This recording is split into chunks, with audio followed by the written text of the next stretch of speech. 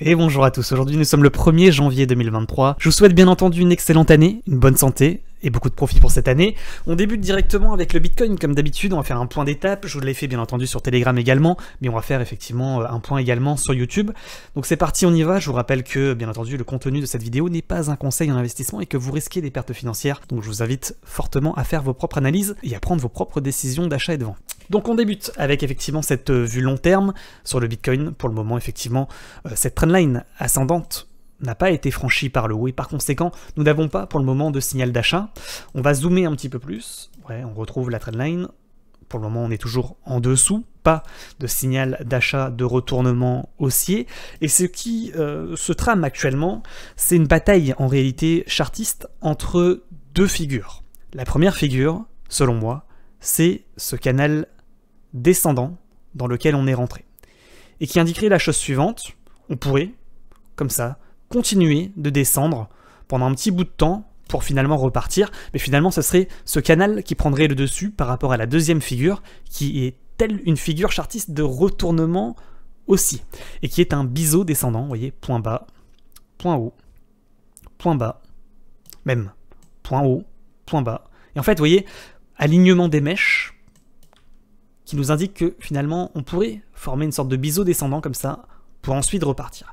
Et ça c'est la figure finalement qu'on attend pour cette année 2023 pour finalement repartir, parce qu'un biseau descendant est une figure chartiste de retournement haussier et c'est la raison pour laquelle actuellement tout le monde regarde ce biseau. Bon les amis, comme d'habitude je compte sur vous pour liker la vidéo, pour vous abonner bien entendu, pour activer la cloche et pour mettre un petit commentaire pour le référencement, ça fait toujours plaisir. Je vous rappelle également que je vous mets toujours en commentaire épinglé des petites vidéos formation sur le trading des crypto-monnaies, donc n'hésitez pas à aller les voir si c'est pas déjà fait. Et je vous rappelle également que je vous mets toujours également un petit lien affilié Bybit avec jusqu'à 30 000 $ de bonus en fonction du montant de votre dépôt, donc n'hésitez pas également à vous inscrire avec ce lien, ça soutient également la chaîne. Et on remarque la chose suivante d'ailleurs, le haut de canal descendant correspond au haut de biseau descendant.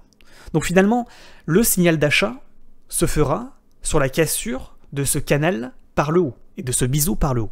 Néanmoins, il y a quand même une stratégie de trading qui selon moi est intéressante, une stratégie de reload, de recharge sur le Bitcoin qui est la suivante. On va chercher le bas de biseau et on reload, on recharge dès qu'on a touché le bas de biseau. Ça, c'est un excellent point d'achat. Alors effectivement, on pourrait très bien recharger là, il pourrait aller chercher le haut de biseau, puis aller rechercher le bas de biseau. Finalement, vous voyez, on irait chercher encore un point plus bas, et ainsi de suite.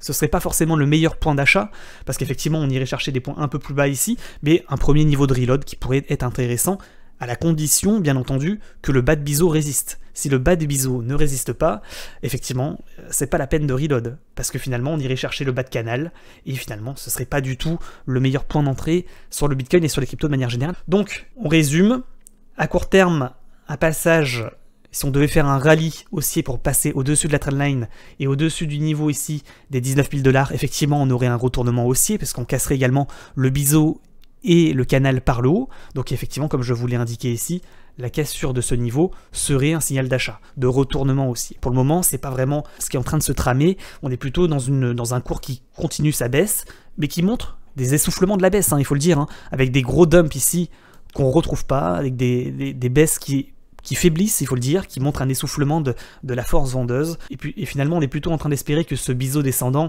se réalise, se concrétise pour cette année 2023. Donc effectivement, le meilleur scénario, le plus bullish, serait qu'on ait un rallye haussier en ce début d'année 2023 pour repartir boule et repasser au-dessus de la trendline, valider le biseau, casser le canal par le haut pour repartir. Il faut quand même que je vous donne ce scénario ultra boule de cassure des 19 000 $, point pivot de retournement aussi. Pour le moment, c'est pas réellement ce qui est en train de se passer, bien qu'on pourrait aller chercher ce niveau, vous voyez, trendline descendante, haut de biseau et haut de canal, mais ce serait finalement pour se faire rejeter, pour mieux se faire rejeter et aller rechercher le bas de biseau, et finalement le bon niveau d'achat serait le bas de biseau. Si le bas de biseau ne résiste pas, objectif le bas de canal, bear market plus durable, invalidation du biseau.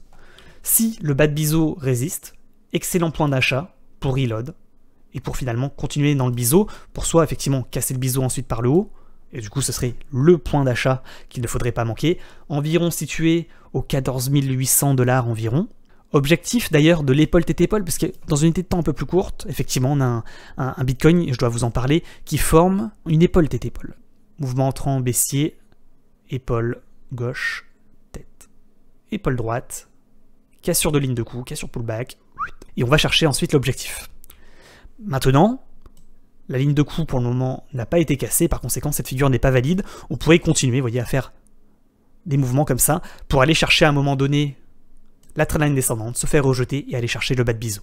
Voilà, je pense avoir été complet sur le Bitcoin, plutôt en tendance latérale actuellement, toujours dans une tendance baissière en vue mensuelle, en vue hebdomadaire, avec quand même un essoufflement de la tendance baissière qui est en train de se former, un biseau descendant qui nous laisse espérer un retournement haussier pour ce milieu d'année, début, premier trimestre, on va dire fin de premier trimestre 2023, en le cassant par le haut, et finalement un canal descendant plus long terme, avec une cassure du bas de biseau qui invaliderait ce biseau et qui nous indiquerait finalement qu'on maintiendrait le bear market pour une durée plus longue. Petit point également d'étape, je vous propose sur le Nasdaq, qui effectivement drive le marché crypto à la baisse et à la hausse également. Donc pour le moment, vous le voyez, on a un Nasdaq qui tente un retournement baissier, comme on avait pu l'avoir, vous le voyez ici sur l'année 2000. Cassure du ruban et on va chercher les points les plus bas. On retrace toute la hausse pour revenir chercher effectivement les points les plus bas avec un Nasdaq qui avait perdu à l'époque moins 84% et qui indiquait finalement un retournement de baissier vraiment important. Vous voyez, ce Nasdaq, quand on regarde, vraiment un bull market qui a duré quand même, il faut le dire, une quinzaine d'années. Et là, un retournement qui est en train de se former avec ce passage sous le ruban. Il faut vraiment qu'on ait un Nasdaq qui casse les 13 000 points pour repartir à la hausse, parce que pour le moment, vraiment, on est drivé, le marché est drivé par un bear market assez important et qui nous emporte à la baisse et qui nous fait passer sous le ruban et des moyennes mobiles exponentielles. Sur le Nasdaq, c'est un peu pareil, on espère que finalement, actuellement, vous voyez, on a un essoufflement de la baisse, tac, un mouvement baissier qui est plus faible, également ici, et finalement, ce qu'on attend, c'est, sur le Nasdaq, un biseau descendant également pour repartir à la hausse, qui pourrait se matérialiser, qui pourrait traîner comme ça, on le voit, pour aller chercher même la trendline descendante plus long terme, jusqu'en juillet 2023, donc vous voyez, ça serait pas avant la mi-année 2023. C'est d'ailleurs le scénario que je vous ai partagé sur Telegram il y a maintenant quelques temps, de Nasdaq qui forme un biseau descendant. C'était finalement ma prédiction chartiste, qu'il faudrait que je retrouve, voilà, qu'on retrouve ici. Tac, tac, tac, on continue dans un biseau descendant, et puis on ne repart pas à la hausse avant mai, juin, juillet 2023. Donc ça, effectivement, c'est le scénario le plus probable, selon moi, sur le Nasdaq. Bien que, finalement, si on devait voir un scénario bull plus court terme, trendline qui sert de support-résistance, on dip, on repasse au-dessus de la trendline, on repasse au-dessus du ruban, et ici, on a un signal d'achat, de validation, finalement, de cassure de trendline descendante par le haut, de cassure de trendline ascendante par le haut, et là on a un signal bull, donc finalement passage au-dessus, vous le voyez ici, des 12 000 points, serait un signal bull sur le Nasdaq. Ça c'est pour le meilleur scénario. Sur la S&P c'est pareil que sur Nasdaq, on essaie de transpercer le ruban des moyennes mobiles exponentielles, donc prise d'élan dans le ruban, en V-bottom on repart, prise d'élan en V-bottom on essaie de repartir, donc c'est pas impossible effectivement que ce scénario se produise. Pour le moment vous le voyez, sur Nasdaq et sur S&P, ça tient au niveau du ruban, donc on espère que ça va tenir sur cette année 2023, et qu'on va pas finalement casser des supports, casser les 3580 points sur le S&P, et vous le voyez ici sur le Nasdaq, casser le niveau des 10 800 points, pour finalement repartir en bear market plus long terme. Pour le moment, j'ai envie de dire que ça tient plutôt bien. Il faut croiser les doigts pour qu'effectivement ça tienne sur ce premier trimestre 2023. Sur le DXY, c'est-à-dire le dollar index, on voit qu'on est toujours dans un canal ascendant long terme, que lui il s'est fait réellement rejeter en haut de canal, qu'il est en train de casser le milieu de canal ascendant pour aller chercher le bas de canal. Il est vraiment en difficulté, le dollar. C'est ça qui n'est pas vraiment compréhensible. On a un dollar qui se fait rejeter fortement, qui donne des signaux de vente importants. Les investisseurs, quand ils ont un dollar qui baisse, ils ont envie de s'enfuir du dollar. Donc où est-ce qu'ils vont? Sur les autres actifs. Et là, pour le moment, j'ai envie de dire que pour le moment, les autres actifs sont également en difficulté. Où mettent-ils leur argent?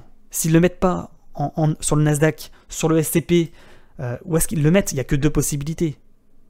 Ils le mettent soit sur l'euro, qui repart hyper bull et qui forme une sorte de biseau descendant de retournement haussier. Là, c'est ce qui est en train de se passer. Euro-dollar, ils repartent tous en euros là pour le moment. Ils ont pris déjà 12% en 2 mois sur l'euro. Donc bien joué à ceux qui ont pris de l'euro. Pour ceux qui sont dans les cryptos, on n'a pas d'euro numérique et pour le moment on est un peu piégé, on est un peu bloqué. à ce niveau-là. Soit on reste sur le dollar et on a un dollar qui continue son crash et finalement on est prêt à perdre de l'argent. D'ailleurs, attention, hein, parce que là, canal ascendant long terme, dans le pire des scénarios, on casse le canal par le bas, on retrace tout. Hein. On retrace tout. Hein. Et on a un dollar qui perd comme ça, pouf, 40%. Hein. Bas de canal, meilleur des scénarios, 16%. On casse le bas de canal, on perd 40% sur le dollar. Hein. Donc si vous avez 100 000 euros sur le dollar, 100 000 $, pardon, vous perdez 40% de 100 000 $, hein, 40 000 $ vous perdez. Hein. Si ce scénario bearish devait se former, et finalement, alors que si vous étiez en euros, tac, casse sur du biseau par le haut, pouf, on prend 60% hein, sur l'euro. Hein. Donc pour le moment, vous voyez, ils partent plus, les gros fonds d'investissement partent sur l'euro et délaissent le dollar hein, pour le moment. C'est ce qui est en train de se passer. Également sur l'or. L'or hyper bullish long terme. Moi, ce que j'espère sur l'or, c'est qu'on se fasse rejeter effectivement soit sur la trendline comme ça, soit sur le haut de canal pour finalement se faire rejeter et aller chercher ce point d'entrée pour reload. Maintenant, on voit que pour le moment, c'est pas ce qui est en train de se passer. C'est pareil, hein, quand on a un dollar qui baisse, on a un euro qui monte, et là, on a de l'or qui a pris déjà 15% sur les 2 derniers mois. Donc vous voyez, ça s'explique. Hein. On a un dollar qui crash en 2 mois, qui perd environ 10%. On a un euro qui, à contrario, est boule, repart à la hausse sur les 2 derniers mois, qui prend environ 14%, 12%. Et pareil, on a de l'or qui, effectivement, sur les 2 derniers mois, montre une belle hausse. Donc finalement, qu'est-ce que tout cela veut dire? Ça veut dire que tout simplement, tout le monde s'enfuit du dollar actuellement, et tout le monde passe sur l'or et sur l'euro. Et malheureusement, personne ne va sur le S&P, personne ne va sur le Nasdaq, et personne ne va sur le Bitcoin. Donc finalement, il reste sur des actifs, on va dire, moins risqués, qui sont l'euro et qui sont l'or. Voilà ce que ça veut dire. L'analyse macro du marché, c'est ça. Hein. Les gens s'enfuient du dollar pour aller sur l'euro, ce qui est étonnant. Parce que bon, l'Europe va pas forcément extrêmement bien, mais si on prend vraiment du recul, bon, on va pas si mal. Hein. Mais en tous les cas, ils s'enfuient du dollar, ils vont sur l'euro et ils vont sur l'or. Au détriment du Nasdaq, du S&P 500 et du Bitcoin qui sont les actifs plus risqués. Pour terminer l'analyse, point sur CapStable, la capitalisation des stablecoins. Je vous rappelle, hein, quand ça monte, il faut vendre, quand ça baisse, il faut acheter, hein, sur le Bitcoin et sur les cryptos. Pour le moment, vous voyez qu'on a un cours qui faiblit, on va dire, sur résistance à 15,5%. Pas de breakout de la résistance, donc pour le moment, pas de signal de vente sur le Bitcoin et sur les cryptos. Peut-être même un niveau de rejet hein, sur résistance. Peut-être qu'on va feinter la cassure pour mieux dump. Et finalement, on aura un signal d'achat sur le Bitcoin et sur les cryptos. Pour le moment, on est toujours au même point. 15,5%. Niveau de résistance qu'il faut breakout par le haut pour avoir un signal de vente sur le Bitcoin et sur les cryptos. Pour le moment, on voit que ça tient bien. Pas de breakout par le haut. On a peut-être même une sorte de double top qui est en formation. Rejet sur résistance, double top. On va rechercher la trendline suivante. Et finalement, si on fait ce mouvement sur CapStable, ça veut dire qu'on a un signal d'achat sur le Bitcoin et sur les cryptos. Pour le moment, on est sur résistance, on est sur le point pivot. Soit on se fait rejeter et c'est bonnard, on aura un peu de vert sur le Bitcoin et sur les cryptos, soit on breakout ce niveau, on va chercher encore peut-être un niveau plus haut, et là à ce moment-là, on aura un signal de vente sur le Bitcoin et sur les crypto-monnaies. Sur Ethereum, vu long terme, ça tient également. Support ascendant long terme, tac, tac, tac. Ça tient. Bon niveau d'achat sur trendline ascendant. Pour le moment, ça ne casse pas. Je suis actuellement en vue hebdomadaire. Maintenant, sur Ethereum, tac, tac, tac, tac, vous voyez. Donc là, ça tient. Bon niveau d'achat. Tant qu'on n'a pas cassé en réalité cette trendline descendante, pas de signal d'achat par contre sur Ethereum. Vous voyez. Donc c'est-à-dire que là, on est en train d'essayer de buy the dip, en train d'espérer que le niveau de support tienne. Ce qu'on avait dit dans la dernière vidéo YouTube d'ailleurs. Donc moi j'ai mis un petit billet sur Ethereum, néanmoins, parce qu'on est quand même assez bas, hein, il faut le dire, néanmoins pas de signal d'achat tant qu'on n'a pas breakout cette résistance descendante par le haut. Mais on est sur un support ascendant, achat sur support, ça se fait, pourquoi pas tenter le coup. BNB également, support ascendant long terme, on l'a un petit peu cassé, on essaie de maintenir le niveau, tant qu'on ne repasse pas en réalité au-dessus des 262 $ sur BNB, pas de signal d'achat. XRP, support ascendant long terme, pareil, c'est comme sur Ethereum, pour le moment ça tient. Ça tient, mais jusqu'à quand? Vous voyez, tac, tac. En plus, épaule, tête, épaule, hein. Épaule, tête, épaule, on casse, pouf, on va tomber là. Hein. 0,16 sur XRP, donc attention. Tant que ça tient, j'ai envie de dire, c'est plutôt intéressant. D'ailleurs, on pourrait casser hein, la résistance descendante par le haut. Vous voyez, tac, tac, on repart boule. Ça, c'est pas à négliger, ça serait extrêmement intéressant sur XRP. Pour le moment, vous voyez, on est sur le niveau à risque de ligne de coup d'épaule tête épaule, donc attention quand même sur XRP. Sur Dog, on est sur le support ascendant, on est sur la trendline, vous voyez ici, descendante. Bon niveau d'achat également sur Dog. Donc là, on est sur un point pivot. Et tant que ça tient, environ des 0,065, bon niveau d'achat pour tenter un buy the dip. Par contre, en dessous, ça commence à être craignos, d'accord? ADA Cardano, c'est la catastrophe ADA. Pas réellement... ça continue à la baisse. On avait espéré un biseau descendant pour repartir. On est un petit peu en difficulté. On est vraiment dans le dip profond hein, sur ADA Cardano. Matic, tendance latérale toujours. Bon niveau d'achat sur le bas de range, hein, à 0,72. Pour le moment, ça tient à peu près. Il n'inspire pas réellement confiance. Maintenant, entre le bas de range et le haut de range, je répète, il y a 40%. Donc, pourquoi pas tenter le coup également. Bon, assez risqué hein, dans un bear market. DOT, pareil, c'est un peu comme sur ADA Cardano. On est vraiment dans le dip. Pas de signaux de retournement haussier pour le moment. Sur TRX, triangle descendant. Cassure du triangle, on essaie de repasser au-dessus du niveau des 0,59, 0,59. Tant qu'on ne repasse pas au-dessus de ce niveau, il n'y a pas de signal d'achat sur TRX. Sur SHIB maintenant, support descendant. Tac. Tant qu'on reste au-dessus, bon niveau d'achat pour essayer de repartir, avec peut-être une sorte de biseau descendant également. Donc à surveiller, SHIB pas inintéressant, tant que ce support tient à 0,00078 environ. Litecoin. Litecoin, support ascendant qui tient bien. On a effectivement un Litecoin qui fait des plus bas de plus en plus haut. Plutôt intéressant toujours, Litecoin. Solana, il tombe à 0. C'est extrêmement compliqué d'acheter cette crypto-monnaie qui ne montre pas de signal d'essoufflement de la baisse et qui se fait shorter jusqu'à 5 $. C'est bien parti pour aller chercher le support. Hein. AVAX. AVAX, c'est un peu comme sur le Bitcoin. On commence à avoir une structure en biseau descendant, comme ça. Vous voyez, plutôt intéressant d'essayer de l'acheter sur le bas de biseau. Pourquoi pas tenter le coup. Sur le ton community, premier bottom, deuxième bottom, triple bottom, on casse, on s'envole, on revient rechercher le support. Tant qu'on reste au-dessus des 0.15, ça tient à peu près. C'est moyen quand même. Chainlink, c'est comme Matic, on est en tendance latérale. Bas de range à 5.6, haut de range à 9.4. Un achat sur support horizontal pourrait se tenter, pourquoi pas tenter Chainlink. D'autant qu'on le sait, hein, sur les baleines ont beaucoup de Chainlink, pourquoi pas. XMR, trendline descendante comme ça. Cassure, mais on s'envole pas, on est sur résistance. On n'arrive pas à la breakout pour le moment. Un peu compliqué XMR, le Monero. Le Uni, tendance baissière, dans une sorte de biseau descendant également. Le Atom, tendance ultra latérale comme ça, avec des chandeliers plutôt intéressants. Il pourrait exploser, hein. Atom, c'est ce genre de configuration plutôt intéressante. Pourquoi pas. VTHO. Alors VTHO, Bitcoin Cash, Curve, CRV, plutôt intéressant, on en avait parlé, avec ces structures. Sur achat sur support descendant, sur Bitcoin Cash. Sur VTHO, c'est pareil. Tac, support descendant. Tendance hyper latérale. Des chandeliers qui... Vous voyez, qui sont vraiment latérales et qui montrent une compression de cours. Pourquoi pas tenter le coup. Le CRV, c'est un peu pareil. Avec une épaule, tête, épaule inversée.